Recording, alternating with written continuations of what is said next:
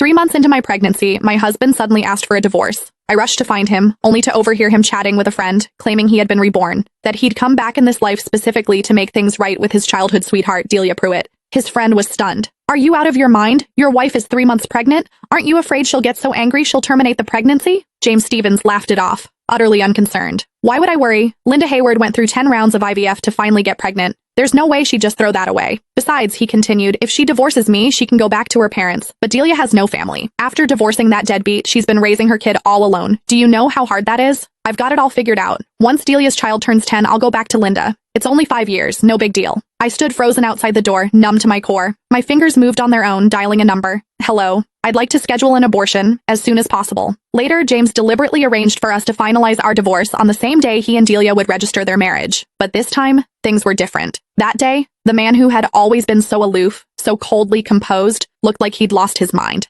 His eyes locked onto my flat stomach, his voice cracking with something close to hysteria. "Where's my child? Where's our child? You promised me you wanted to have a baby with me. Linda, are you sure you want to go through with this? After everything you went through for this baby?" My mother's voice broke over the phone and guilt twisted in my chest. She had been the happiest person in the world when she found out I was pregnant. She knew what it had cost me, a full year of choking down bitter herbal medicine, 9 failed IVF cycles. It wasn't until the 10th attempt that I finally conceived. The moment the test results came back positive, my mother had wept with joy. She believed that with a child, James and I would finally settle into a real marriage, that he would step up, become a responsible husband, learn to put family first. But today I realized how terribly wrong we had both been. The phone rang, sharp and insistent. I answered mechanically. James's voice cut through, cold and harsh. "Linda, how much longer are you going to drag this out? Even if I can't divorce you while you're pregnant, the moment that baby is born, I'm filing immediately. And let's be real, raising a child costs money. You've done nothing but sit at home since we got married, eating my food, spending my money. All you do is a little housework, that's it. No one's going to want a woman who just gave birth and comes with a brat attached. You have no income, no prospects. When the time comes, you won't get to keep the child. You won't get to keep me. You'll have nothing." Every word dripped with contempt. He reduced everything I'd given to this marriage, every sacrifice, every exhausting day, to nothing. And he called my baby a brat. It felt like a blade dragging across my heart, slicing it open all over again. "James." My voice came out quiet, steady. He went silent on the other end.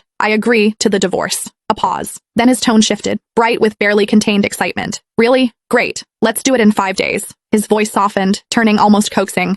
"Linda, don't worry. I just want to take care of Delia and her child. I won't cross any lines. Focus on your health. Have the baby safely. I'll come visit you and the child once a month. I've already bought so many clothes for the baby. I even picked out a name." He sounded almost giddy, but my mind was already drifting, detaching from his words. In that moment, I knew I had truly let him go. A soft chime broke through the haze, a text notification. My gaze dropped to the screen. "Dear Ms. Hayward, your abortion procedure is scheduled for 3 days."